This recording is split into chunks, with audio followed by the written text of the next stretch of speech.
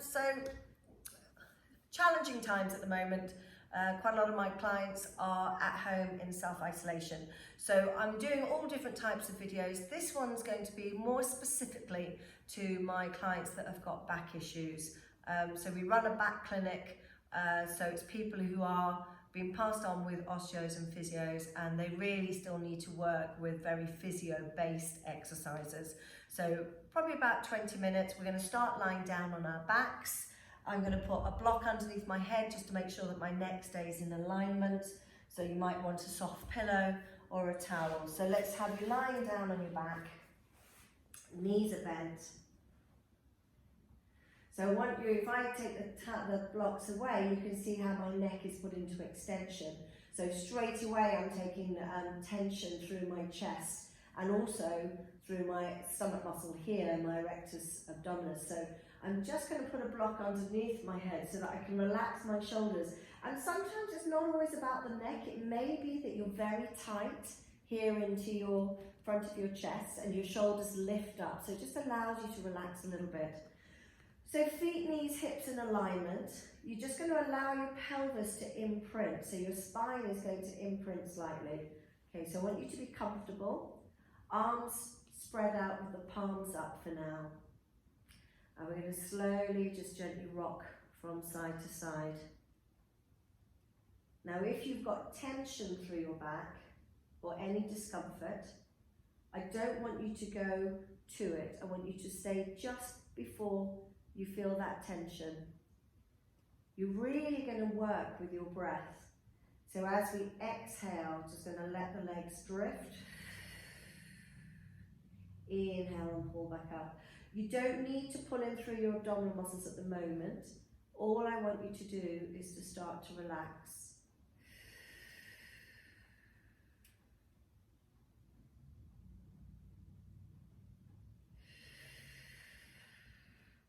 Now you're going to continue rocking from side to side. So it might take you may need to stop the video because it might take you 5 minutes of just gently rocking from side to side to where your legs can come over a little bit further. I'm not expecting them to go all the way to the floor. I just want you to start to free up the back a little. So I'll leave that with you. So you could stop the video and then just rock it from side to side, and then we'll pick up on the next exercise. So the next exercise, you're going to bring the knee into your chest. Slide the other leg away from you a little bit. Again, it doesn't have to go down flat on the floor. So if your back's vulnerable, you might want to keep that knee up. You can either have your hand on your shin, pulling in, or it may be more comfortable having your hand behind your thigh. And as you breathe out, relaxing your tummy, just hugging in, and breathe in and release. And again, just hugging in. Everything nice and slow and relaxed. Long, deep breaths. So the breath pattern, long, deep, slow breaths, will help the muscles to relax. Whenever we feel a little tense or stressed, quite often we breathe more shallow and the muscles will tense up. And then take that leg down to the floor, nice and gently. Keep the abdominals engaged as you lift the other leg and hold on either your shin or behind your thigh, and just hug in. About 6 times, really slow.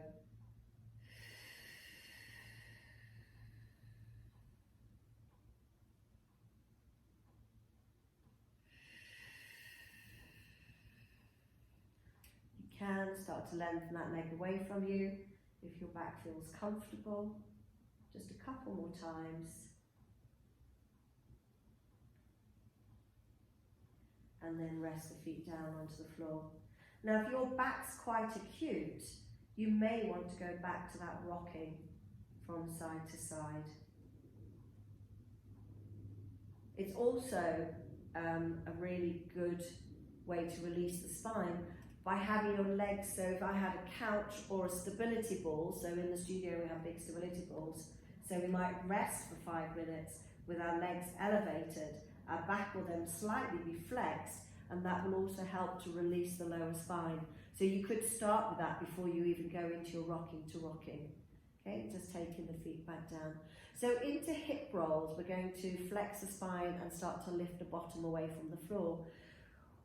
You don't want blocks under your head, but you could just have, if you need a soft towel or something, that's fine.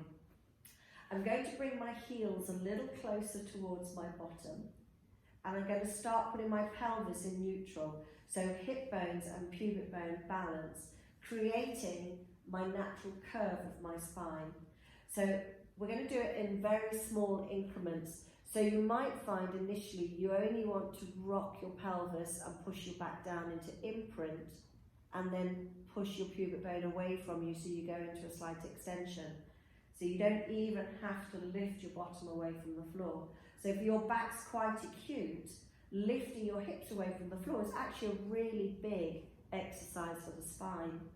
So we're going to tilt the pelvis, and then as long as it feels okay, pushing down into your heels, just lift the bottom a little bit, and then rolling back down.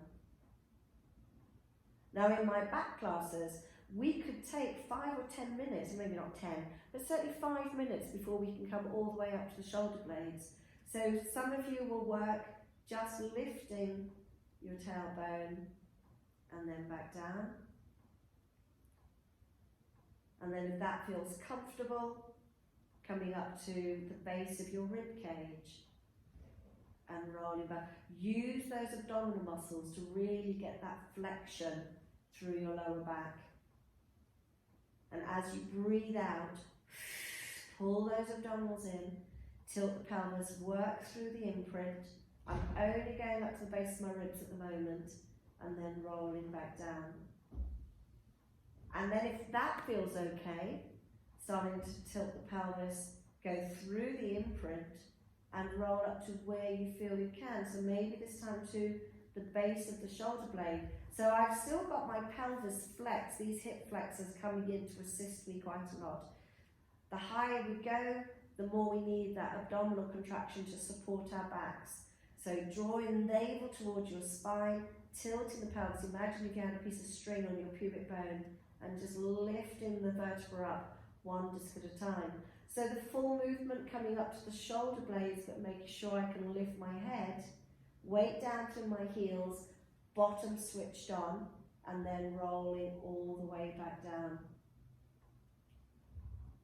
So any level that works for your back, and at any time, if your back starts to get tired again, stop and go back to your rocking from side to side.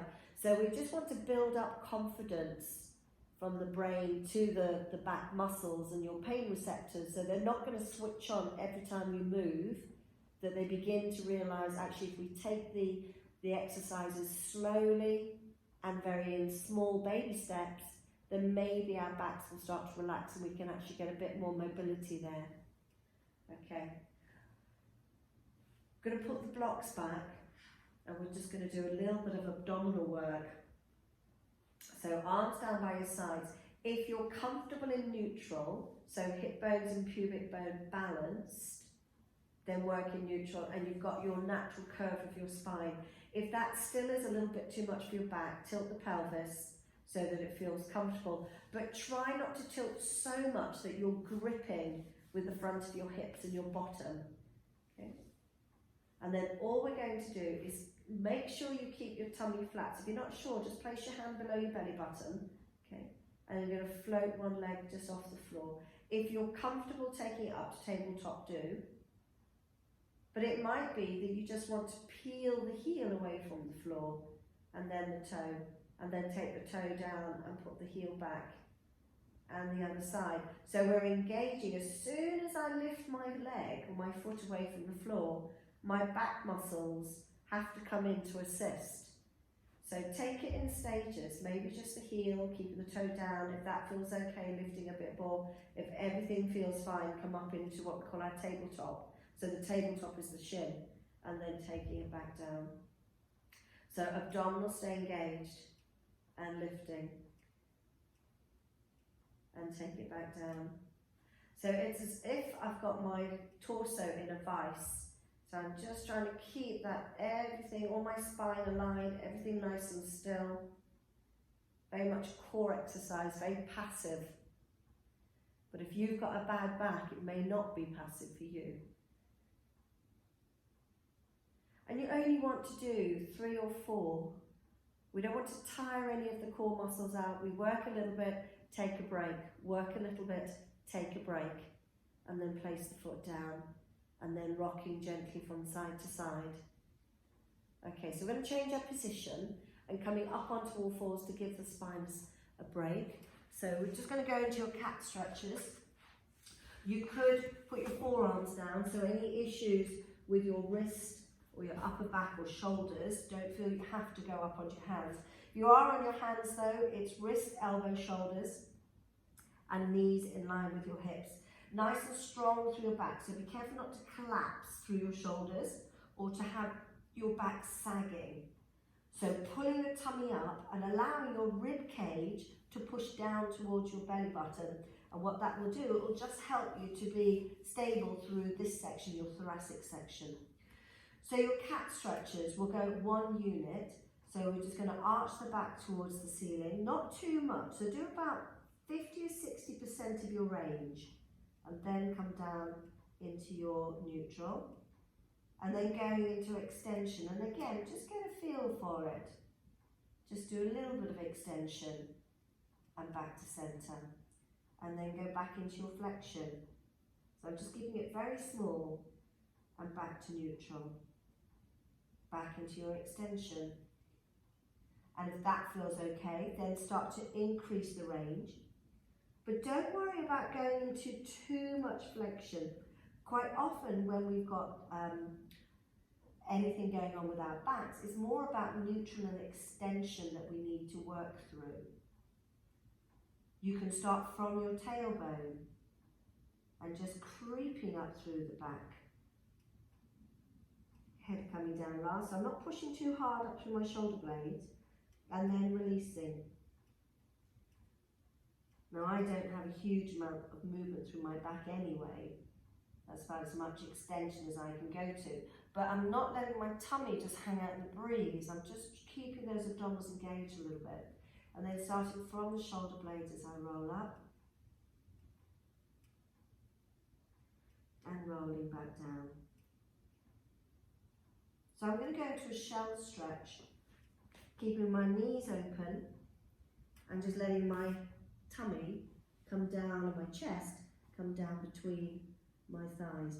Now, I'm initially going to keep my back quite flat. So it's still stretching, the muscles coming from my lower back across my bottom, but I'm keeping my spine in a more neutral aligned position. If that feels okay, then I'm just going to allow my back to round a wee bit. I'm just allowing my tummy to relax because I want my back to stretch out. I don't need to engage my transverse, my big deep abdominal muscles. But as I move, I'm going to engage my abdominals and then I'm going to come and lie down on my tummy. Take your time. Forehead resting onto the back of your hands. So we'll start with the legs. You're going to walk the legs away from you so you're nice and open through your hips. Pulling up through your belly, so imagine you're trying to lift your belly button away from the floor, and that's going to start to engage those transverse muscles. You can keep your head down or slide your shoulders away from your ears. So for the ladies, you're pushing your shoulder blades down onto your bra straps, guys, pushing them to your waist, and then lifting your head a little. But I'm still looking straight down on my mat. And just holding that. So a core exercise, your core muscles are working when your spine is in a standing position, and then all the big dynamic muscles come in when we start to move. So just by doing this, and then maybe just lifting one leg an inch or two away from the floor, I'm going to strengthen into my back muscles and not use my big global muscles. So I'm lifting my head, keeping my chin pulled in, so I've got that retraction through my neck. Shoulders away from my ears, engaging my transverse, so my belly button lifting, and trying to pull up through my pelvic floor, but quite often, as soon as you forget about it, it'll just switch off. And then reaching one leg away from, so I'm not necessarily thinking about lifting, I'm stretching my foot to the wall opposite. So only my knee is coming off the floor. Try not to work into my bottom too much. So do a few more. So it's very, very passive, but it's very much about trying to get into those deep back muscles, the multifidus muscles. And then let yourself relax.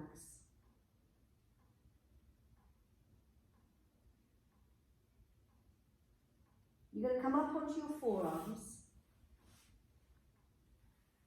Now, if this is uncomfortable, stay down on your tummy, okay? So there's a really great book out there by Robin McKenzie, who's a very well-known physio. Treat your own back, treat your own neck, and does a lot of extension work. Now, if you're in my back classes, you would have been passed on by a physio or an osteopath. So if you are still working with a physio and an osteopath, then please be guided by the exercises that they're giving you. So you may not even be ready yet to do this sort of extension work. You're relaxing your tummy, you're relaxing your bottom, and you're probably holding it for about 20 seconds and then go down.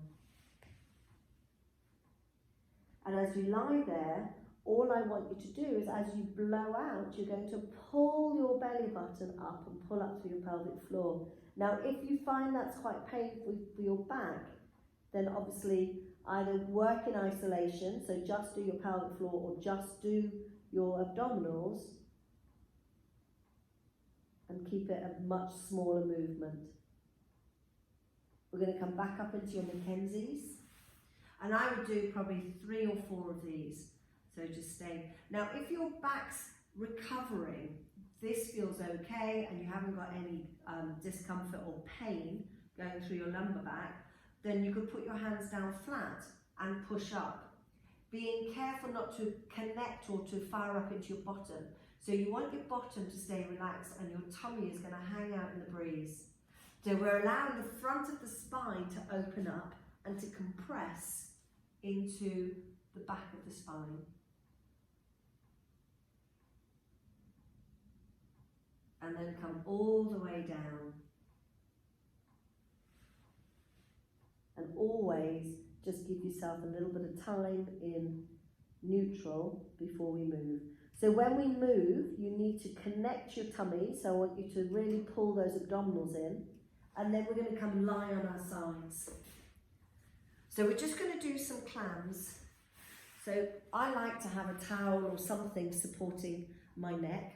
Bring the legs up about 35 degrees, certainly not 90 degrees, because it's not really going to get into your hips and your bottom. Okay, so my feet are back in line with my bottom. Ideally, we'd like the waist lifted, but if that's a little bit too much for your back, don't worry, just relax.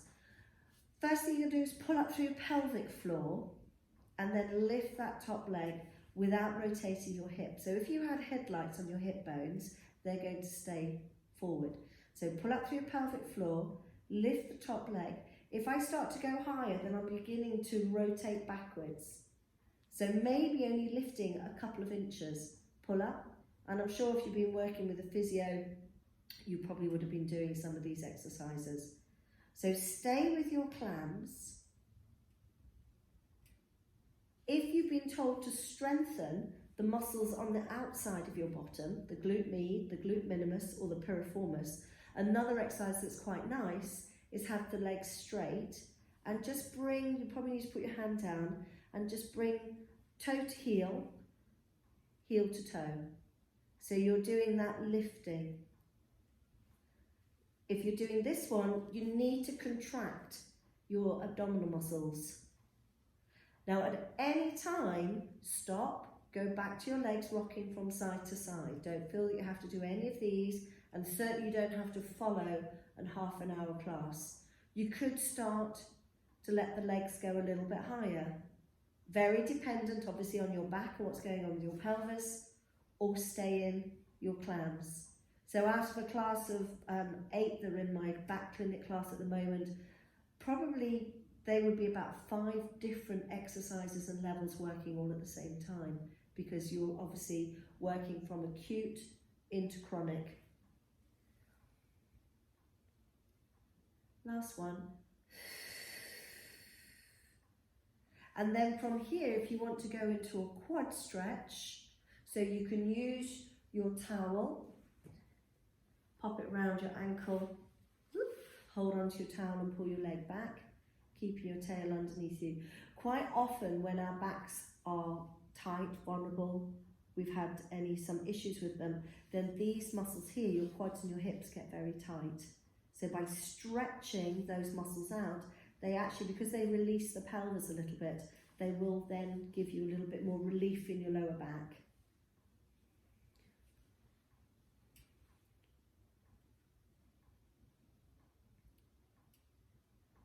When you do your stretches, I would develop the stretches, maybe 20-30 seconds, it gets easier, do another 20-30 seconds, and then if you still feel okay, do it a third time, and you'll really start to see the difference. Okay, so let's go to the other side. So we'll start with the clams. Have your neck supported either with a towel, you could just cradle it in hands if you want to. So the legs are forward slightly, heels back in line with your bottom, but I don't want the legs too far forward because then you won't really get into these muscles or your pelvic floor effectively. So pulling up internally and lifting and back down and keeping those hips nice and still. So the pelvic floor, part of its insertion point, so where the muscles attach to you, are in your pubic, in your coccyx and your hip area. So if you think of the pelvic girdle, the pelvic floor spans the whole lot. So we're working internally, so that's why it's so important to pull up internally. And then as you lift, it's an external muscle that's coming in, but they're all the muscles that help to support and stabilise the pelvis. And then if you wanted to, the bottom leg is straight and it's toe to heel, heel to toe. You can keep it very small, you can make it a little bit bigger. Because it's important that these muscles on the side of our hip are strong. You can obviously stay in your clams. If anything's getting a little bit too much, then just stop and go back to your rocking from side to side, or maybe even your cat stretch. So do a couple more clams. And remember to pull up through your pelvic floor before you lift. Don't just lift and lower your leg, because that will do something, but it's not going to be as effective internally for your lower back and sort of increasing the strength around your lower back by not using your pelvic floor. So you must try and engage that pelvic floor. And then lift, grab hold of the ankle and just drawing that leg back. Using your towel, so if you find that the angle of the knee, that's uncomfortable, then put a towel there, put a towel behind, around your leg. But the stretch here is what we want, and a little bit through the hip flexor.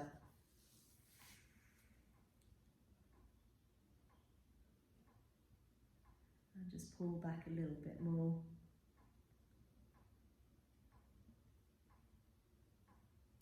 Great. And release. Okay, so we'll just finish off with your hamstrings. There is a stretch section, but obviously if you're working with a bad back, then you just want to be really gentle and slow with everything you're doing. So hooking a towel over your foot, stretching out through the back of the thigh. And I would keep this leg bent.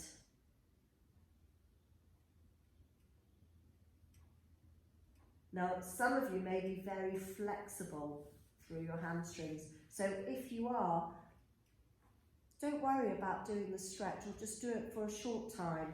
And it might be better for you to do this stretch with the ankle resting over onto the thigh and pushing that leg away from you. And then only if your back is well on its way to recovery, pull the tummy in and lift that leg up. So some of these stretches that look quite passive are actually quite a big movement for the back to do. Okay, so you could stay with this one. You've got your hamstring stretches. And then change and do the other side. So if you're very flexible through your hamstrings, it might be that you're quite tight through your quads. So spend more time stretching the front of your thighs than the back of your thigh if it's very flexible. But if you are very flexible and tight through the front of your thighs, you might find you need to do the calf stretch more. So pulling the toes down, pressing the heels up, and obviously you can do the standing as well. So in my experience generally, when people have got bad backs, quite often they're tight here in their quads and they're tight here in their calves. So by stretching those two areas does get some balance and frees the hip up a little bit because it gets so locked down with those tight muscles. And then once you're finished, just going into that hip stretch.